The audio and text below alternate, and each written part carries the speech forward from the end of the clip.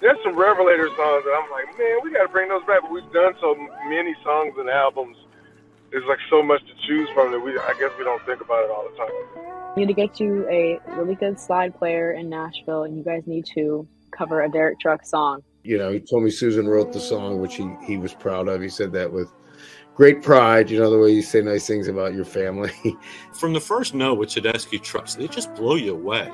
Yes, we will. I wouldn't argue with anyone that says that could be my favorite song on I Am the Moon. He, signs my ticket, and I look over at Susan. I say, Susan, would you sign it too? And she goes, oh, heck yeah. Kevin calls me and was like, hey, man, what are you doing? I was like, nothing. He was like, Derek wants to record some tuba stuff. I said, when do you want to do it? And he was like, let's do it Wednesday. It was midnight in Harlem.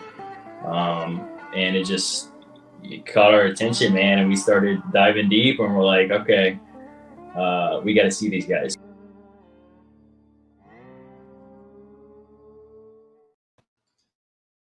What's up? Welcome to the unofficial Tedeschi Trucks podcast. This is episode 168, and I am Adam Choi. To follow the show, it's at Tedeschi Trucks podcast on Instagram and on YouTube. Just search Tedeschi Trucks podcast. If you're already watching, you are there, so please be sure to subscribe. I appreciate all that. I'm at Adam Choi, Instagram, Twitter. If you want to follow me, I'll be putting out an audio version of this episode as well. So definitely subscribe on whatever platform you listen to podcasts on. That's appreciated. I'll get the audio out probably later tonight, tomorrow, definitely soon. We're going to talk about TTB in Lewiston, New York, 8:20 outside Buffalo. I think that's pretty much right on Niagara Falls, from what I understand. And their show in Columbia, Maryland last night, 8:21. I'm hoping our friend Nick is able to join us to talk about the Lewiston, New York show, because the band actually popped by, from what I understand. They posted on their social media page, stopping by to help out in his restaurant. So he's got some good stories from a great last couple of days of food and music. So hopefully he's able to join. But that show is on the archive already. So I was able to pretty much check out that entire show along with Rich, who's about to join us, who recorded last night. So I'm caught up on the music, but we're going to go in reverse order for this one, I think. And we'll talk Columbia, Maryland first with Rich, Jay, and Randy, who were all at that one. So let's bring them on, all returning guests. What's up, guys? Hey, thanks for having us. Oh, thank you for joining. What's happening? All veterans, all returning guests. Let's. I mean, I already know you guys. I know you love TTB. We know we're all hardcore. You've all been to countless shows. How many shows I mean, might as well start there, I guess, to refresh me. Like, Randy, how many shows have you been to so far, TTB or TTB life? Last night was 38. 38, and you got started more on the little bit later side too, so you're catching up, if I recall. That's correct. And what about you, Jay? I don't know the exact number. It's probably somewhere in the 24 range. This was 7 for the year. Nice. Yeah. Nice. So what about you, Rich? I'm in the 30s. Nice. We're all similar in the 20s to 40 range. That's cool. That's cool. I first saw the Hot August Blues in 2011, so I've been seeing them since. Right. Pretty much me right there when they pretty much formed, and getting more into them with each passing year. I thought they were jazzy back then. What's that? I thought they were kind of jazzy back then. Maybe. I mean, it's interesting you say that, because I guess Derek Trucks band probably had more of a jazzier world music influences, more instrumental music, obviously, in that. So I wonder if, like, just coming out of that era, they were drawn to more of a jazzier sound, or that was. Well, it's funny because we're talking about the archive, the live music app. It does for me. I don't know if it does it for you guys. When you get to the end of a TTB show, it plays a random one. Sometimes I don't know if you guys use that particular app for live music, but it will sometimes go to 2015, 2011, and I'm not paying attention or looking at my phone, and I'll hear a version of a song. I'll be like, wait a minute, guess what year it is based on the arrangement, tempo, mix. That's a good game. Can I hear Alicia? Is Alicia there? You know, it could be pre pre-Alicia even. Let me pull up the posters and some of the content from the show. Did you guys get posters or anything like that? Yeah, I got the foil. What was that? I missed out. I got the foil. Yeah, You got it. You got it handy. I can grab it. Give me a sec. Yeah, do that. Why not? Yeah. I scooped up the one from last night, and because I had a brain fart at Pittsburgh at Burgestown. The first time I was ever at a show where I it was like a few minutes before the start, and my wife looked at me and was like, "Did you grab your poster?" And I'm like, "Oh my god, I totally forgot." So I ran to 2 merch lines; they were both sold out, and learned my lesson. But if you go on the artist website, I was actually able to get the one from Pittsburgh already. So if you didn't get the one from MPP last night, if you follow the artist that Tedeschi lists who it was, you should be able to get it the next day or two. Yeah, I guess some people are talking about they always have like some kind of arrangement with the artist, and the artist allowed to sell some amount. That looks awesome. I thought it was the best one of the tour last night. It looked amazing. Yeah, very cool. The moon inside the sun. Let's see if I could. The eyes, maybe. Yeah, it's cool. There's a Maryland, our state flower, the black-eyed Susan. Yeah, I'm directing you here, giving you the whole frame here to show it off. That's super sharp. Cool Limited edition, right? I'm 35 of those. 35. Yeah, this was the 6th.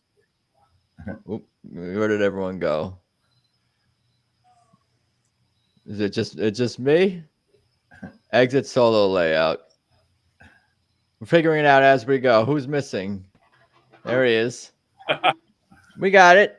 Yeah. We're the magic of technology over here. Yeah, I got there early for it.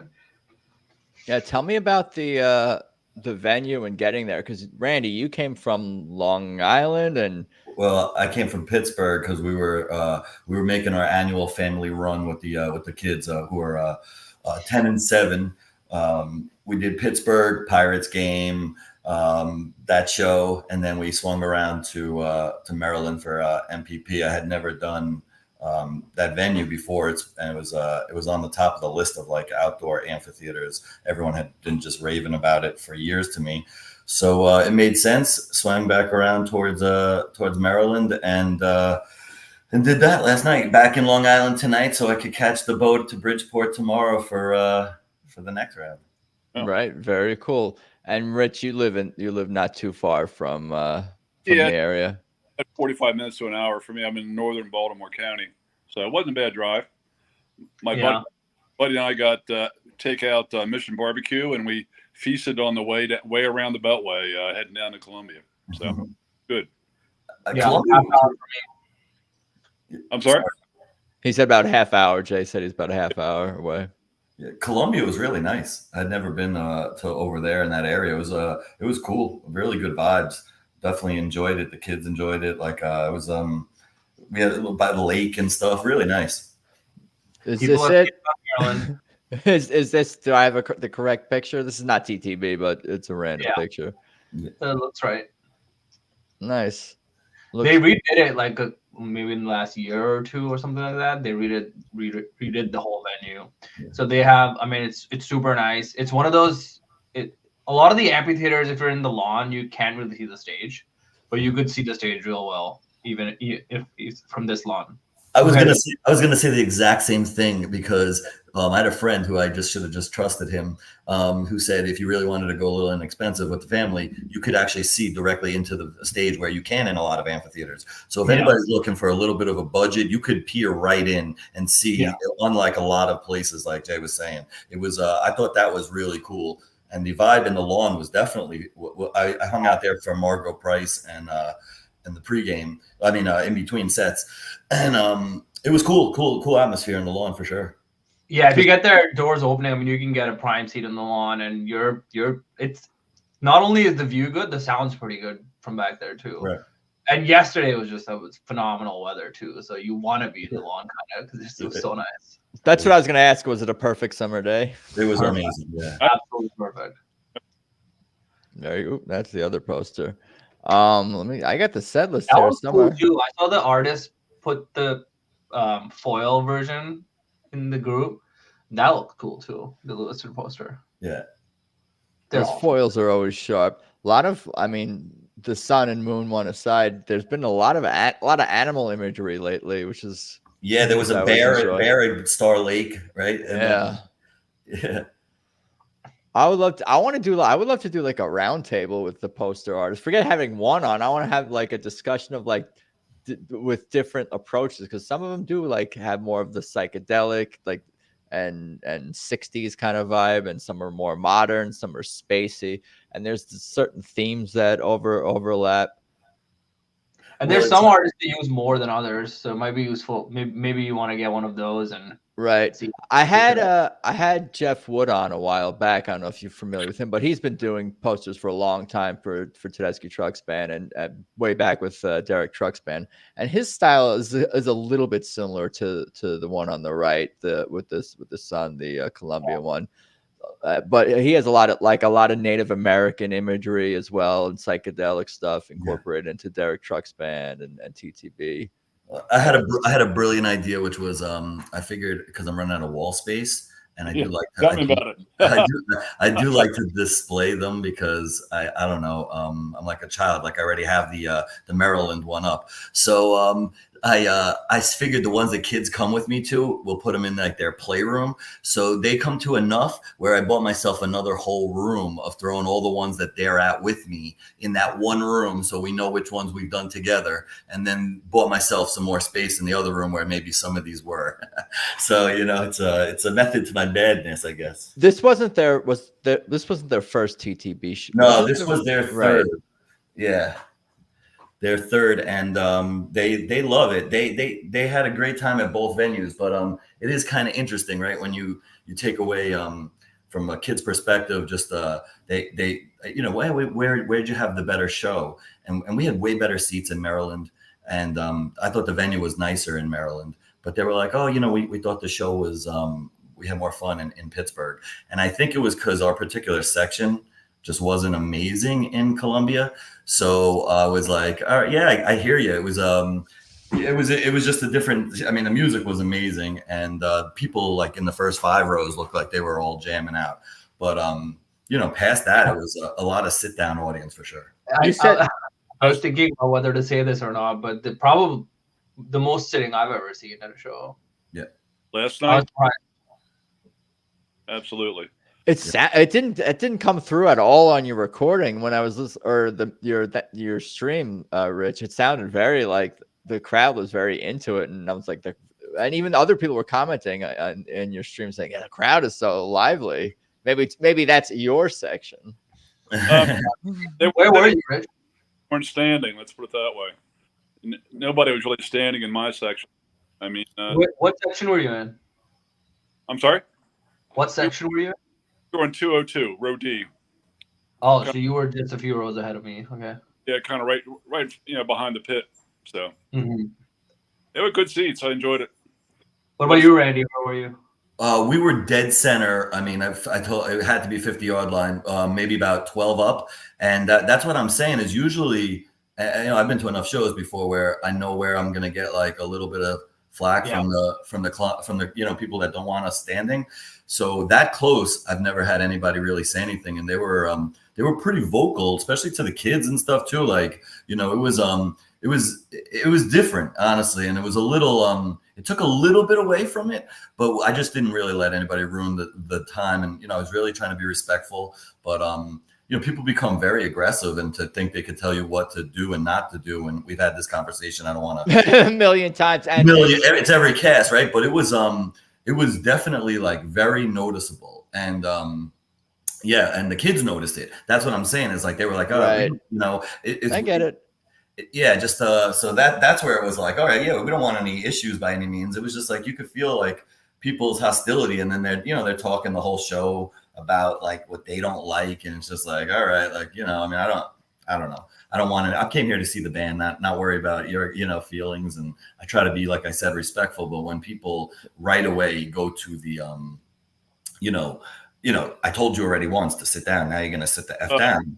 And I'm like, dude, like whoever got their way like that, right? Like it's like whoever thought that would be the best approach. And now it's like, I already told you I would sit for the ballads. Now I'm standing for the whole show. I stand for Sweet and Low. I stand for Sweet and Low. We got Nick here. I'm gonna bring him in a second. Well, let's do that right now. Maybe we'll see how much time he has. If we got how we doing, my friend? What's happening? Oh, I hear you and I see you. There he is. My man, I'm sorry I'm late, brother. Oh, no problem. We're just about to dive, I guess, into the Maryland set list, but I don't know if you got limited time or not. If you should jump around. I do. I'd love to talk about. Well, we can talk about Canandaigua if you'd like, but my last couple of days in Buffalo have been pretty spectacular, and Lewiston was off the chain. Right. If you got a jet soon, I want you to you could just share. Not trying to interrupt the program, man. Whatever you got to do, I can try and come back on. But I just realized. No. Let's tell me because the band came by your restaurant and then you went. Yeah, to man, it was crazy. It was crazy cool. I want to pretense it by saying that I always feel a little weird, like I don't want to disclose their shit, if you will, because they're great people and their confidentiality is so important to all of them and all of us, right? But it was fucking amazing, and we had the pleasure. Share whatever you want, comfortable sharing. Yeah, so they got to town Sunday, and I ran into a couple of guys, and I was like, "Hey, I'm going to the Demolition Derby and the Erie County Fair," and they're like, "No shit, I want to go." And we had so much fun, man. Kevy was there, and fucking Isaac, and Bradley, the photographer, and Xavier, and we just had a ball hanging out with my family. Nani was there, my sister, my nephew, my cousin. We just had a ball, and then Monday was a special day, and we did this a few years ago. But they like to cook, and my mom is she's 87. We love her to death, and she's a legend. And Susan and Elizabeth and the gang all know her pretty well by this point. So we cooked, right? And we had a ball, and we had Margot's husband was there. Who came? Cabby, the whole horn section came. Falcon and Mike had to run home to take care of some family things, see their family because they had a little break. We had a riot, man. And then we cooked. We had a beautiful dinner with everybody, and I had a band there called Grosh out of Buffalo, who is spectacular. Last time they played, and Falcon hooked them up, and they now have a record deal working, and Tim LaFave was their producer, which is really cool. So keep an eye out for them. And then Grosh was playing, and dinner ended, and Kevy just got loose, and it was so much fun. We had a ball. And then they were playing at there was a bunch of the guys playing at Sportsman's Tavern, which is a legendary place in Buffalo. So we all rolled over there, and then let's see who got up there. Kevy got up there, Gabe, Alicia, Brandon. I don't think Brandon played. Isaac played, and then a bunch of guys from Margot's band played, and it was spectacular. The place was packed. It was weird, man. It was like I sat with Susan and Derek for a little while, and honestly I felt terrible for them. It was like I felt like they were like zoo animals. People were like crowding around the table and taking weird pictures and shit, and they were like, "We got to get out of here." And I understood it. I felt bad that they couldn't just chill, but it was really a beautiful experience, and they were wonderful. And then the next day was show day. And I wish I could give you a video of it, but I packed a bus with 50. It was a 50. Funny story was I had a 34 passenger bus booked and wasn't really sure how many people were booked because I hadn't looked at my shit in a little while. And I had 44 Saturday, and I called the bus company. I was like, I'm going to need a bigger bus. And like, sorry, we don't have one. And thankfully, they found a 54 passenger bus, and we filled 53 seats of them. And we rolled in hot from my restaurant, Bellagio in Elegantville. Then we stopped at my place in Buffalo called Osteria, and we rolled in deep to our park. And man, I'm just saying, that's the best band on the planet. It was ridiculous. The show was unreal. The hospitality that they showed, it was great. It was kind of funny. I shouldn't talk about this, but whatever. The venue is known for not letting people dance.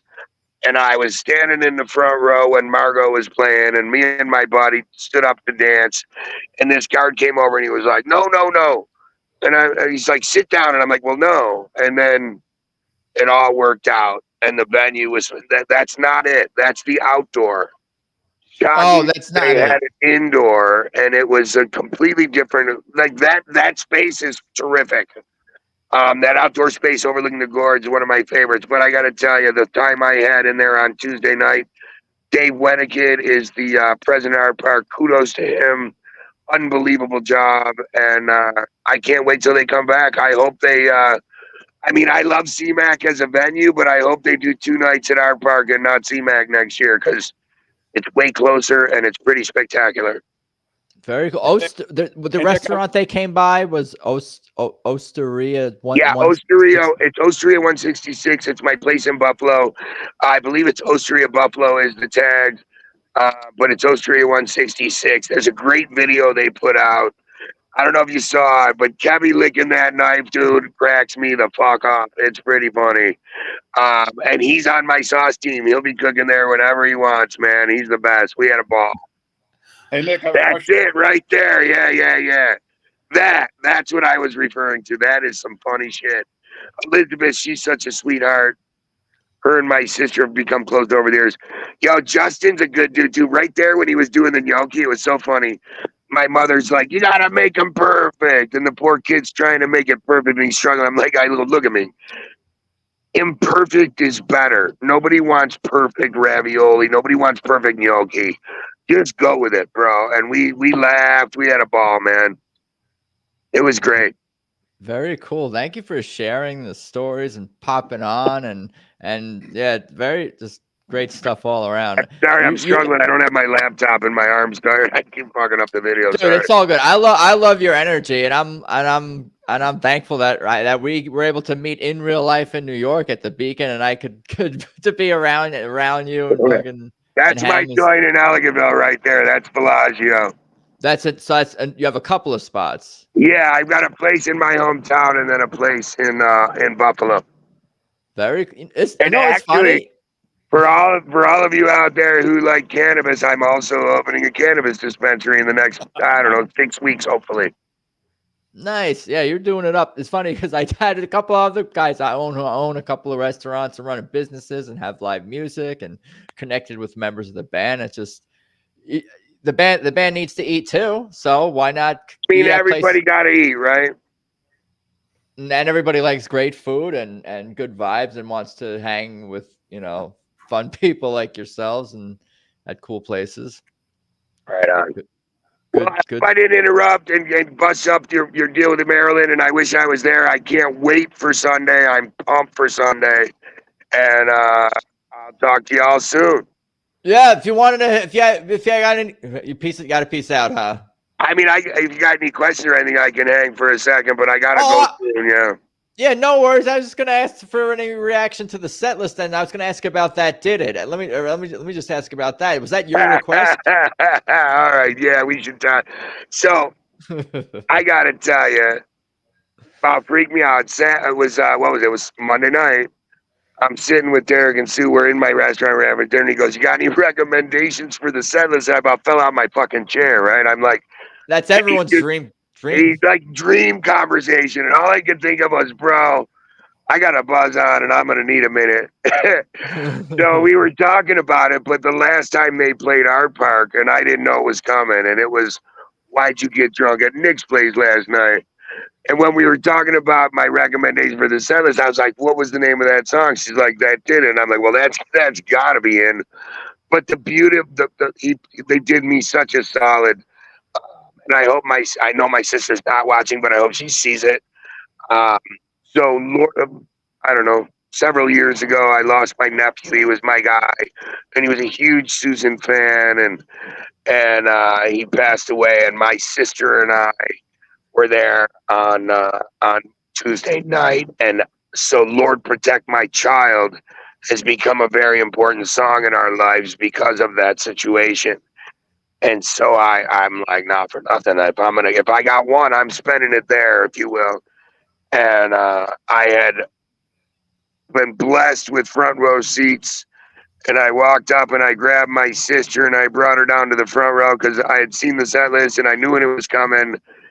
And it was one of the greatest family experiences with my sister. We cried our eyes out, but Susan was sharing that with us, and Derek made that happen, and it was just, oh my goodness, I can't describe to you how emotional that was and how spectacular it was. And I was talking to Derek after I'm like, bro, I was ugly crying into complete ecstasy in like 2 songs. Like, it was crazy.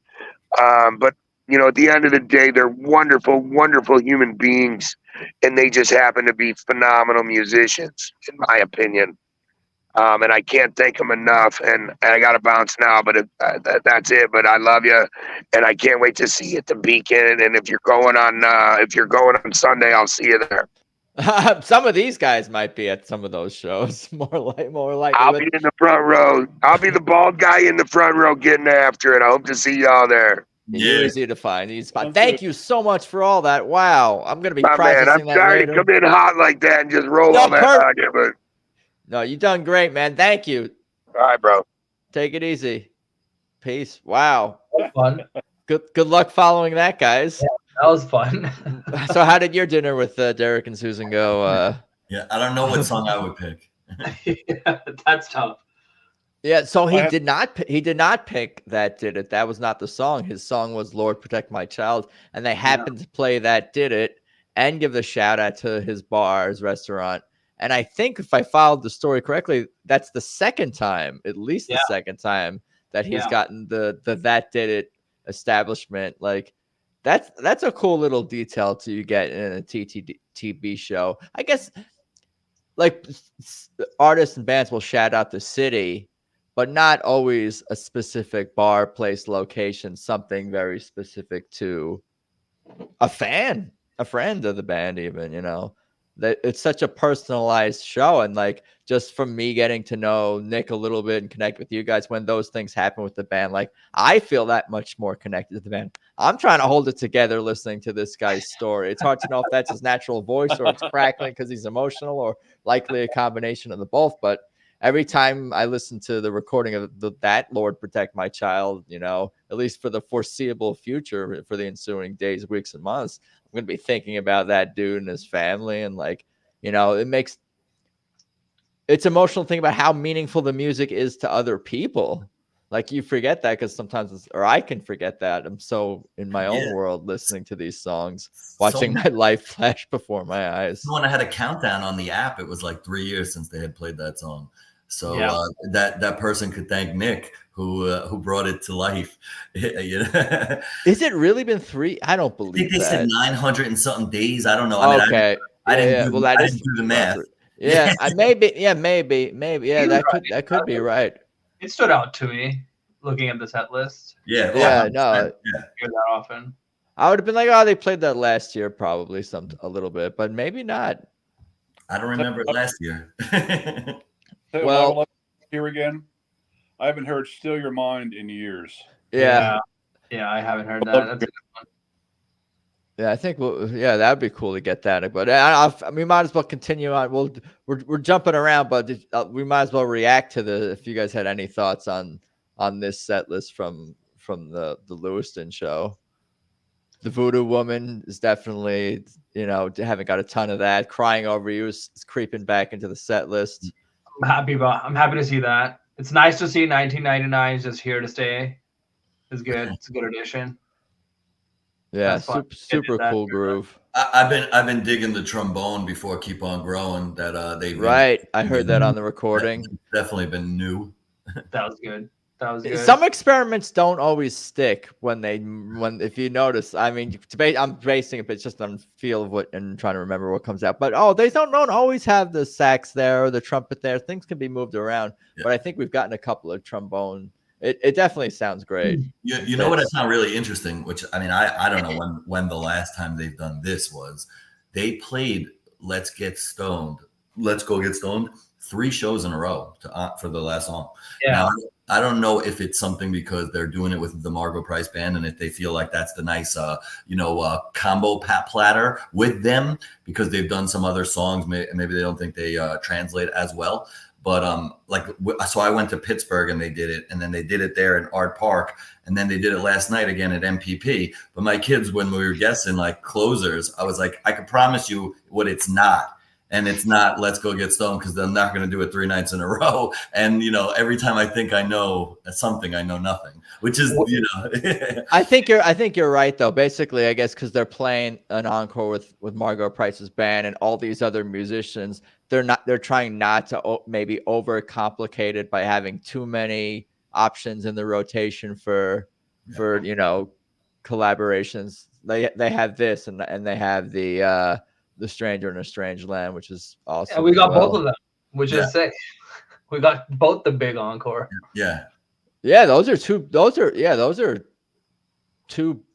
encore songs. Like, because usually you would get a song like that and then like a Susan Gabe thing or a Soul Sweet song, just a song that's not extended jam, kind of I Can't Make You Love Me, Space Captain, and she does. Yeah, just 2 of those. Yeah. Or even just like a not long jam song, but you're getting 2 sort of. Yeah, and then it's not on the screen now, but the MPP show last night, after they did A Stranger in a Strange Land, I thought it was going to be the last song, but you could tell from maybe 30 seconds left to go in the song that like they weren't done. Like they weren't packing up and this becoming the last song. So it was then curious what's gonna be the last song, and it was Let's Go. Yeah, there was a lot of angst when I was listening to that to Rich's live recordings or whatever, his on the app, like, oh, is that it? Is that the end? We can check out this one too and jump around and whatever.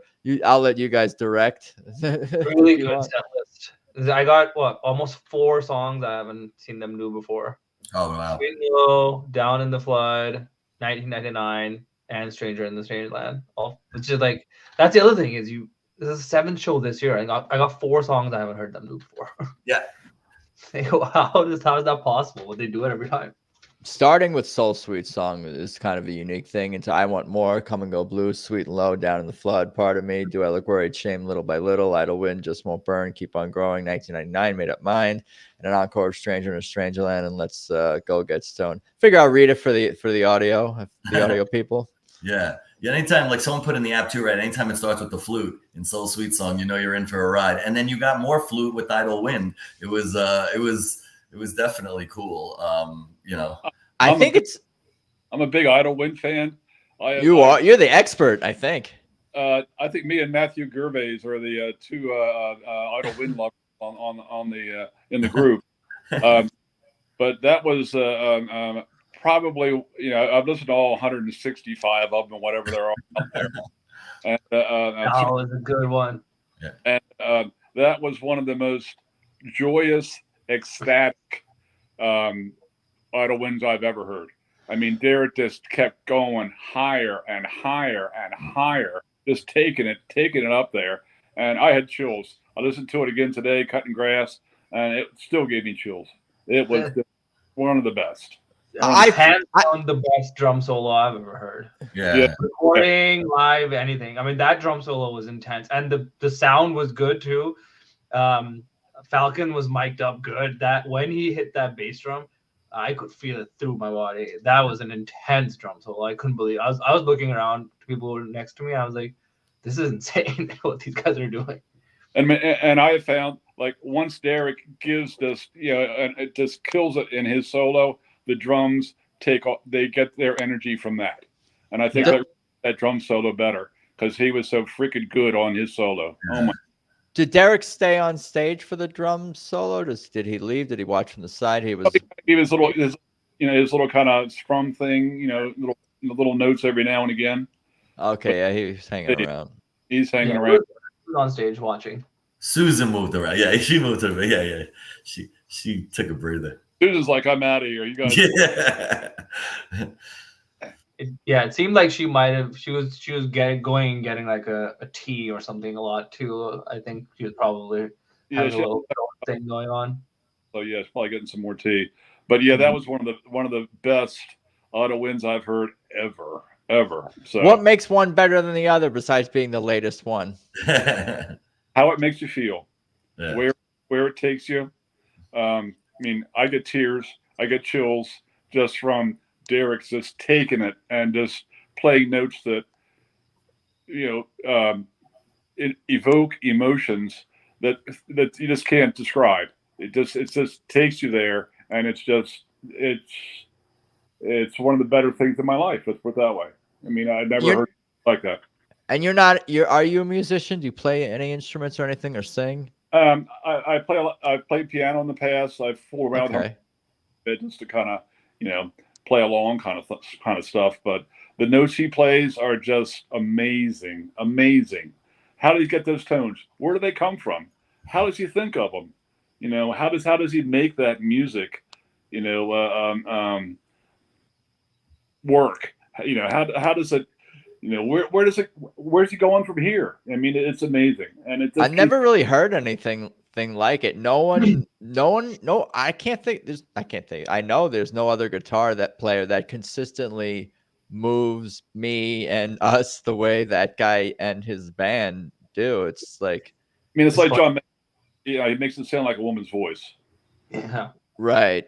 And that he speaks to like Aretha Franklin and Mahalia Jackson and all female gospel singers and female singers being an influence in his playing, but to actually be able to execute that is wild. I mean, and what did he quote? What did he quote? Mahi last night. He worked that into his solo a little bit. Mm-hmm. He's been doing that. Yeah. He's been doing that, and just where is he going? Where does he get these notes from? And it's one of the great things in my life. Let's put it that way. And every note he I was just saying, every note he plays, it sounds like, oh, that's the correct note. That's the right note. It's the appropriate note. It's the perfect note. It's not the overplayed note. It's what needs to be said in that moment, at that time, in history, in my life, to me. And his use of tone is better than anybody else playing guitar. Yeah. I would say without reservation. That just blows my mind. The interesting thing is it's so his guitar sound is just so distinctive. It doesn't sound like even a guitar half the time. It just sounds like a thing. It's like a guitar. Yeah, sometimes. Yeah, he's obviously playing slide, so it's fretless. But if he's going Indian classical, it sounds like an Indian classical music instrument. But that's at the same time you can go down the delta, and it's unmistakably Derek. Exactly. I mean, my favorite Idol win, other than this, is the one from Oslo in October of 22. Go back and find it. He plays low, growly notes, which are also great. But last night was he kept just playing higher and higher and higher on the neck. I mean, it was just amazing. Yeah, he knows how to build it. Crescendos all day. Yeah. Right. It seems like they're slowly reducing the "I'm the Moon" songs now. And all this year, yeah, for sure. I wonder if it's gearing up for a new album or something. I'm assuming next year. Yeah, they played a show recently where they did not one "I Am the Moon" song. Maybe a week and a half, 2 weeks ago. I think it was the first time they'd done not one in the whole show. Soul Sweet Song is the only one on this. If I'm. Oh, I didn't even look. Yeah, you're right. That's the only one in this one. Yeah. Yeah. No, that's like I was saying in the last episode or two. Like that's just a testament to how big and how awesome their catalog is, and how much they care about the legacies of other artists by playing on a fair amount of covers and whatnot as well, of course, because they could play "I Am the Moon" stuff. It's their latest album. It's so much material. But I guess that's all. What's that? It's like how many bands can have 24 new songs and be like, we don't need to play them. Doesn't matter. Yeah. We'll just play other stuff. I think they will. I don't know. I think they will eventually. I think that we're gonna get more "I Am the Moon" stuff randomly because they just want to. I don't know. There's always those surprises like that. That's been such a theme this year. Totally. Is just the freshness of the shows. That even seems newer. There's some songs that I think have gotten a lot of play. So obviously some of the I Am the Moon stuff, even "Hear My Dear" and "Ain't That Something" have gotten a good amount of play. this year, but over the course of the year, like there's been so many runs where I'm looking at the set list, be like, oh, that we haven't seen in a while. Oh, that's obviously with the Deuce is Wild and all the covers being debuted. That's the new stuff. But beyond that, even like thinking back to the Beacon shows that I went to, there was just so much just like new, fresh things. Just 1999 and Sweet and Low coming back. Like Sweet and Low is so good to bring back. I mean, that was such a powerful moment yesterday too when she was singing that.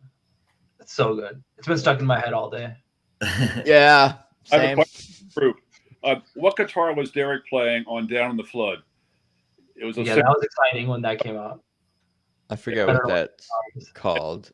Weighed a ton. Looked like a heavy guitar from the tone it had. Yeah, and he had a capo on it too, which was also surprising to see. Yeah. I don't know what guitar that was. I couldn't really figure it out. So that's when I knew. I was like, okay, it's already worth it because I've never seen him play that guitar live, so it's gonna be something new. Yeah, he always uses this silver tone. Is that what it's called? The 1958 silver tone. Right.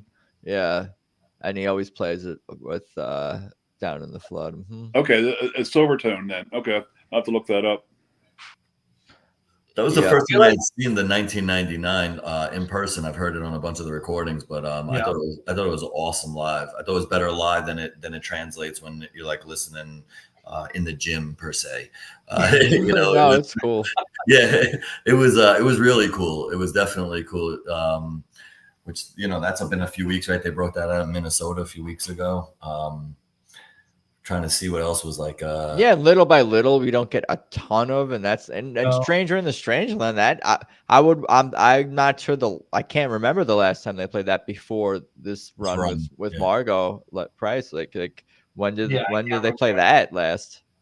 Idle Wind, I think Idle Wind kicked the show into an even higher gear because from there on. Yeah, it was really lights out, and it didn't stop. It's like Idlewood. Then you go into Just Won't Burn, and it was like such a high moment. Then it really brought it down, and you know how Just Won't Burn goes. It picks up, she gets into it, and then from there on, it was all systems go. And then you get Stranger in the Strangeland and Let's Go Get Stoned. That was almost like whoa. Do you guys feel like tired? Like you're like emotionally exhausted? It's like you went on a journey. It's like you went on like sort of a psychedelic trip. Maybe you went on like you feel like you traveled distances and stuff like. I did. I traveled a lot of hours in the last few weeks. I need a good night's sleep. You did. I need a good night's sleep tonight to get me ready for Bridgeport the next few days, and then it doesn't stop, which is awesome. It's a good problem to have, but. Yeah, it's kind of just getting going, the Tedeschi trucks train for the end of the summer, fall. It's always exhausting watching a show. I just don't understand how they do it every day. Right, like how are they not like exhausted just after playing Idle Wind? Like, don't you have to like sit and take a break and like contemplate what just happened and process it? But they're just like, but they're not us, and it's their job, and they've been professionals, been doing it so long, and we know that they're able to compartmentalize, like, regardless of where they are emotionally or in their lives or what's going on in the world, they're still, they still have the show to do. Yeah. It's the thing that keeps them going, which is the thing that I have to remind myself is like they need to do that to keep going. Right. That's all they know, and that's all they want to do. Like life would suck for them if they couldn't do it. So it's kind of giving them life force just to be able to put it out there. It just seems absurd to see them do it night after night, never phone it in. And like you said, one Idle Wind is enough to be like, I need a break.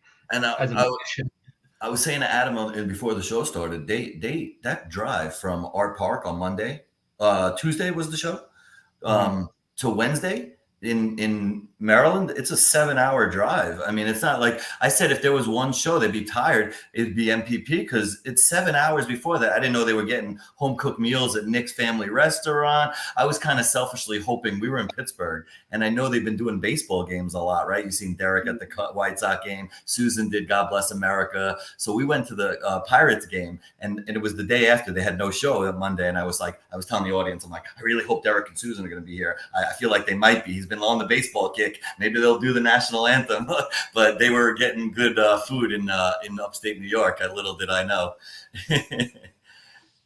Make it around. And getting back to the set list, I thought Shane was one of the best versions I've ever heard. I mean, Derek's solo always was exciting. phenomenal. And how he made some of those tones, I have no idea. Yeah, no, it's cool to see that in the set list, and they're doing the full song with the outro, and really, and The other thing, Do I Look Worried and Shame they've been putting together, yeah, a few times. One of the things I'm noticing now is that this might be one of the few set lists where they didn't change up anything; they just played it straight through. I mean, I loved it at the end of "Do I Look Worried to You," and Derek does his little outro, and I'm like, you can hear it on my stream. Where is he going from here? What's he going to do next? When he does that transition, and you have no idea where he's going. It's awesome. That's really, really, really good. The song makes me feel less worried, honestly. Like, you listen to the song and you're like, oh, I got this, whatever it is. It gives you a little bit more of that feeling in yourself, like just by listening to the song, especially when it just comes on, as opposed to you necessarily seeking it out and being like, I'm not gonna be like, oh, I want to feel better about myself, so I'm gonna put on Do I Look Worried. It's so much, I don't know, just in the context of listening to a show, or when they just play it live and you hear it, it's like, wow, I needed this right now, this little boost of energy. And you get these different like endorphins and inspirations that it's hard to articulate and put into words. Like, just I'm getting that same feeling, I guess, that Rich is describing that he's getting from Idle Wind or whatever it is. Like, I mean, medicine. It feels like with them, and any good artist will really make you do this. Obviously, they're the best. Is they make you pay attention, right? The way that they're doing it is that you really lock in. You're listening to what she's saying. You get it. And she's putting it out there. And when she says, do I look worried? She's got that attitude of like, you think I fucking give a fuck? Dude, do I look worried too? And you take it seriously. That's why I think it feels like, oh yeah, I don't give a fuck either. I'm going to stand whatever. Also, sometimes though, I feel like when I'm listening to a long jam or a Passaquan or something like that, I am very engaged, but I'm also sort of not zoning out, but I'm also like just taking you places. Yeah, I'm not like by the end of Passaquan, I can be like, what just happened? Where am I? I have to go back and listen to that because you're so in the moment. I mean, you have to go back and listen to appreciate all the things you sort of missed, if that makes any sense. Totally. So I'm waiting for Rich. Yeah, we got to get that audio out so I could hear the show that we went to. If you want to listen to it, it is on my Mixler account. My username is rbarnyard. I got to check that out. Yeah. Does it get saved on Mixler too? Or is it just Yep. Oh, cool. Nice. Yeah. To check that out. Anything else about this set list you guys want to discuss or mention or talk about, or when's your next show, Adam? Oh, I got nothing on the calendar right now. We'll see. My next recap, though, I'll probably do. I pulled up the tour here. Probably the 26th or the 27th. I see we got Bridgeport tomorrow, Saturday, and then the Bethel, New York show.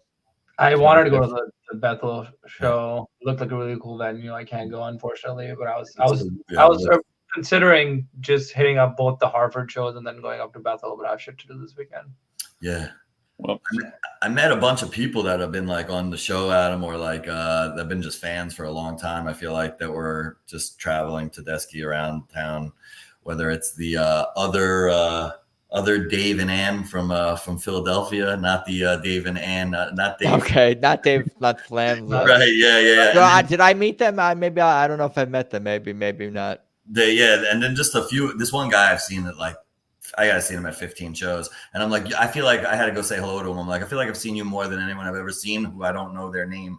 And I'm always running into him. He was super nice, and they were on their way to like 10 more shows in the next month. Yeah. What's that? I gotta work for a living. Yeah. We try to squeeze work in when we can. Yeah, what fun for me that it's been to connect with so many fans and reconnect with fans and all that. I wanted to share a couple of comments from like an hour ago. Kirk Anderson was talking about the vibe in Seattle being some more sitters. Yeah, it was that way in Seattle for both shows, not so much Portland. Ian was I guess this is something that Nick could have spoke to, but the sound in Lewiston was rough, especially for the openers. Bass and drums drowned everything out. Pretty good show by TB standards.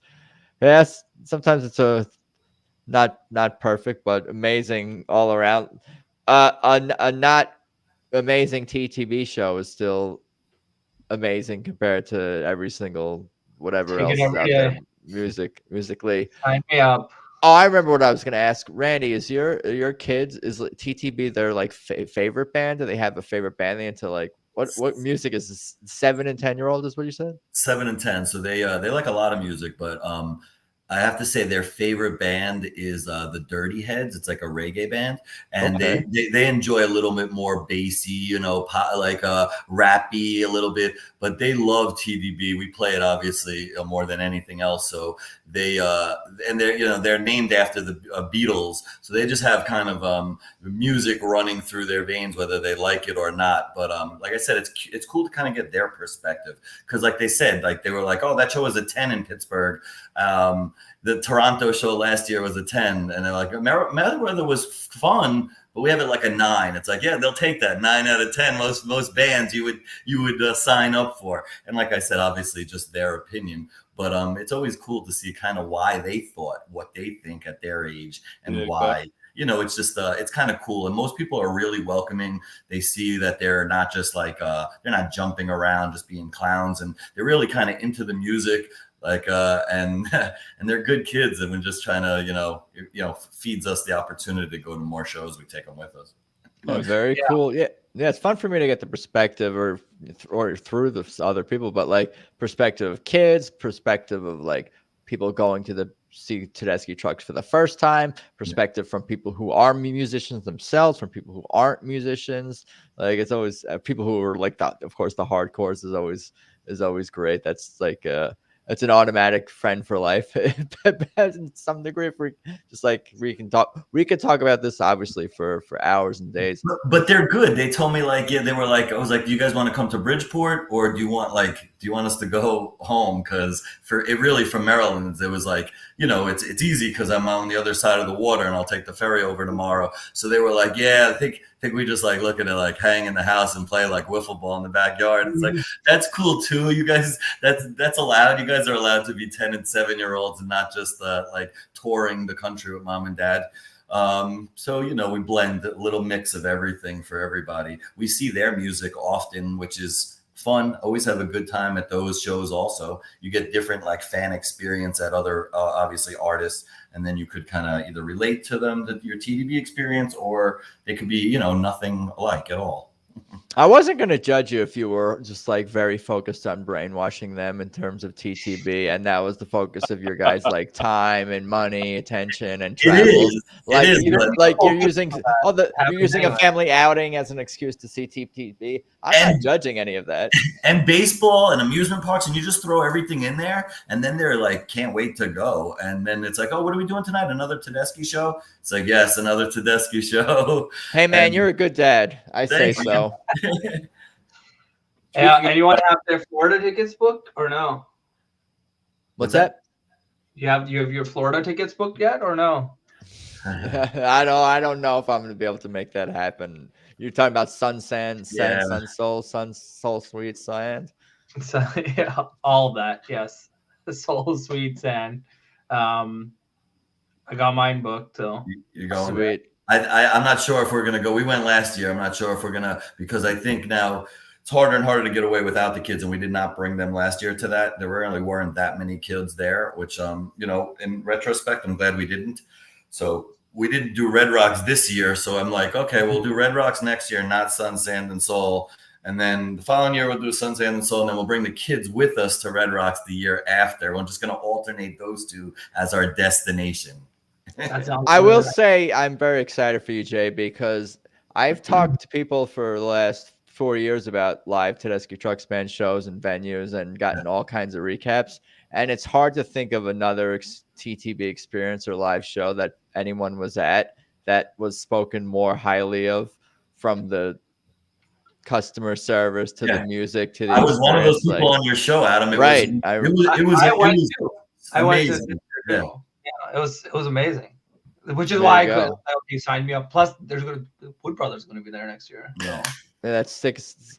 I don't remember who said it. It was you guys, but I that feeling that like it's up like up there with like a Red Rocks Beacon. Oh, for sure.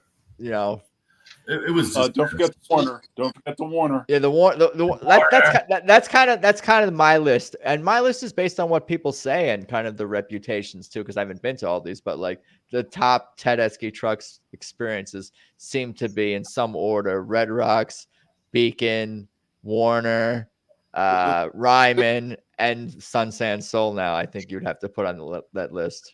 And you know what I'm super excited for? They don't play always in the rotation, but when they do play it, it's as good as any place as the Capitol Theater. That was my next thing. I was going to say Capitol, Chicago. There's those a are few the ones others. you need to come to, Adam. GA was basically in the front row. It's a middle of the week show. You get cheap flights. Capitol, Cap Theater. You come to the Capitol, I got your ticket for the show. Just get them to New York. Look at this guy. Warner is. We're just being recorded, so I can hold you to that. What are you saying, Rich? There you go. I want you to hold me to it. The thing about the Warner is if you get seats like in the first 5 rows, 15 feet away. Yeah. And you can't do that. I mean, it's like the band is playing, and you're like, holy shit! I feel like I'm in my freaking basement, and the band is playing. It's just an amazing feeling that this 12-piece band just powerhousing right there in front of you. It's unreal. I've been in that close. We've all been over at this point at the venue, I'm sure, to see. And you can see everybody's expressions and the winks and the nods and the expressions and the back and forth, and that really makes it. I mean, that's important. Any further back is not as good. I'm sorry, it's not as good.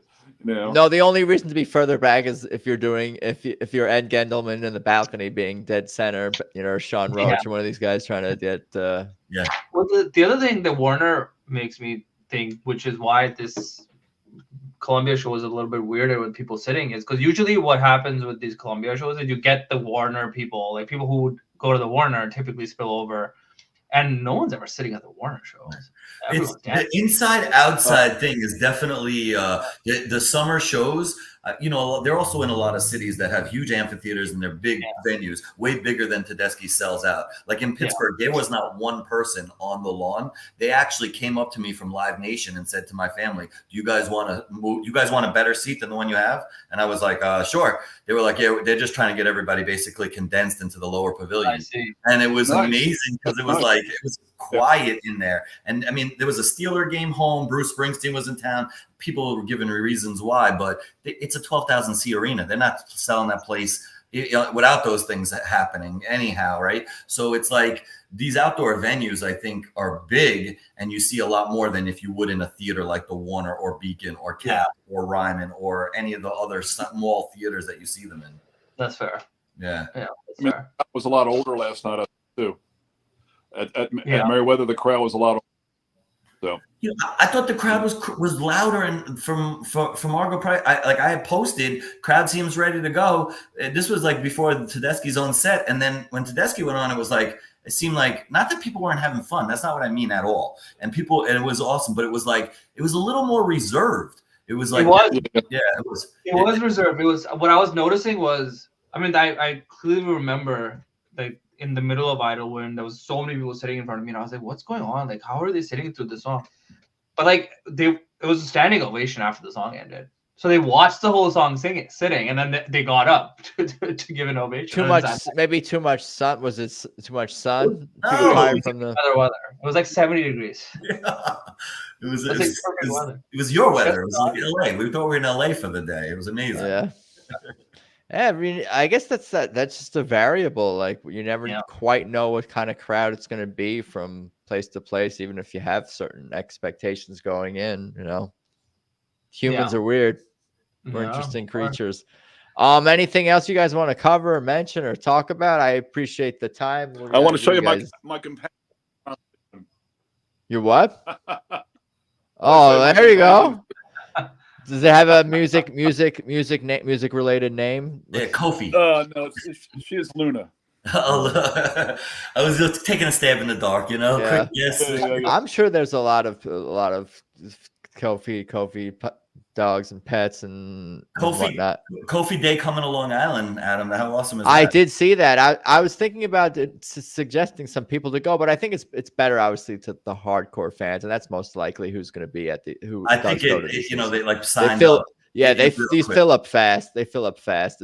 If they needed like 200 people, I would be like, hey, everyone who I used to go to high school with that I'm not in touch with, they should go volunteer. But yeah, no, that's super awesome. That it's just growing and growing, and I'm ready. I'm gonna do it out here, of course. Yeah. I'll definitely do, a bunch of podcast related things to promote that. I'm thinking something before and something after, like something that night. Let's like a recap of everybody's day, and then something like before, at least to promote it. And it's right before the Beacon shows and the city shows. So you'll have, there's a little, like it's the 21st, and then those shows are the 24th and 5th, and then so forth and so on. So you got a nice entrance into their next, next touring schedule. Right. Yeah. I would be like, I have to do this podcast because I feel like I'd be missing out on so much and so many things like happening. But now with you guys, like I feel like I was in Buffalo at that show, or Lewiston, and at this show with you guys. Like that's stuff that Nick shared is so awesome. That dude is a what's the word? There's a lot of words for him, but I just love his passion. He's a passionate guy, and he's obviously Italian. Yeah. So I met Nick in Niagara Falls in Toronto with my family last year when we went there in the kids' first show. And he said to me, we were hanging out the whole show, front row. He was amazing. And he was like, I have one backstage pass if you want to come backstage, meet the band after the show is over. And I was like, yeah, I got my family here. He goes, if I know the band, like I think I do, he goes, your family will be back there with us in no time. So I look over at my kids, and this was Ziggy Marley opened for them, and then it was the whole TDB show. So they were ready to go back to the hotel, and they were like not feeling it. So I was like, dude, buddy, I have to pass on this, but I know this is gonna eat at me for the rest of my life. But thank you for the opportunity. And so we go wait for like a Uber and Lyft. I tell you, it was an hour. And in all my head, I kept thinking I could be backstage. Well, like we're waiting anyway, doing nothing outside the venue. So it was, and then I've since met him at Red Rocks, and he was so welcome to my wife and I. We hung out with his whole crew. They were in like a big crew, 25 deep. And I don't remember him rolling that deep at the Beacon. I could be mistaken. No, he wasn't. I think he was with a handful of people at the Beacon. Yeah, and then but not 25 and not 50. No. I love it. Sand and Soul. I was hanging out with him the whole time we were there, and he's just drinking vodka sodas and big punch bowls and just fun time, mi casa, su casa, whatever I got, you need, whatever you need, I got. He's just a really cool dude, and really embracing. Was really cool to my kids and my wife, and I've definitely got a chance to hang out with him on a bunch of shows. So it was great to see him, and that what he does for the Kofi Day with all the food they make and cook is amazing. That's fascinating that they just love cooking and just want to come by and hang out. What are they coming by to do work first, Elizabeth and Kebby? I would just be going by to eat. I'm not like I was like they're not. I thought at first I saw the video playing on my phone. I thought they were like, they're volunteering, they're whatever, which not that they have to, they're going to do that anyway soon, obviously with the Kofi stuff, but just to see them cooking for shits and giggles is fun. It's funny. Yeah. And then I'm putting the pieces together and I'm like, I think that's Nick from, is that that same good stuff. Well, on that note, now that Rich is back, I figure I'll sign off. But for real, thank you so much for your time, guys. The story's good to speak again. Reach out if you got more shows you want to come back on. I follow everyone's posts, in Facebook groups online. I just bother you guys to come on, essentially. Always reach out. Yeah, always. Oh, thanks for having us. Always great to recap the experience that is always second to none. Our favorite band in the world just continues to kill it, get better every show. See what they got in store for the New York shows these next 3 nights. And how can they do that? How can they keep getting better every show? That's one of the things that just blows my mind about this band every day. Yeah. So well, Rich, I'm gonna be refreshing archive. Oh man, he's putting until your files are on there. passive. I think this is what passive aggressiveness looks like. Or passive. Be till Sunday, Jay. It might not be till Sunday. All right, Maybe there's some stuff on YouTube. I haven't done the exact Tedeschi couple search recent uploads. I need to check that tab. But Go to Mixer. It's on my page. oh, that's true. Yeah, there you go. You can always listen to it there. Our barnyard. And all that's all on there. Yep. Thank you, Rich. Oh, you're welcome. Jay, Randy, nice meeting you. Likewise. All right. All right.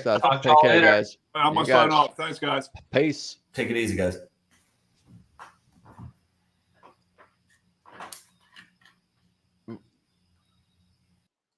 So there you go. Episode 168. Recapping Tedeschi Trucks Band in Lewiston and Maryland.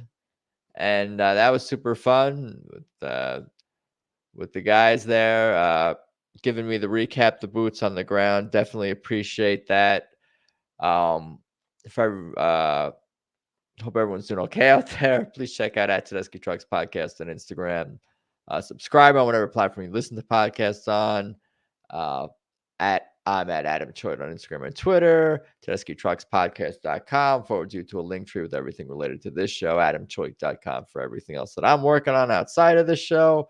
TedeschiTrucksBand.com for everything related to the band. Definitely buy tickets to shows, buy merch, support the band.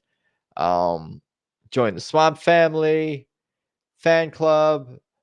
That is totally that's been fun to be a part of too. Like just the community on there and the layout and it's just that's been getting better and better too, and been a cool thing to be a part of. But thank you to the band, fans, supporters, podcast guests. I think that's about all I got for today. Oh, people in the chat too. Thank you so much. Thank you, John, for the comments as well. There, I see you. But yeah, I think that's pretty much all I got for today. I'm gonna aim for recap next week, 26th or 27th. But yeah, let's talk soon. Peace.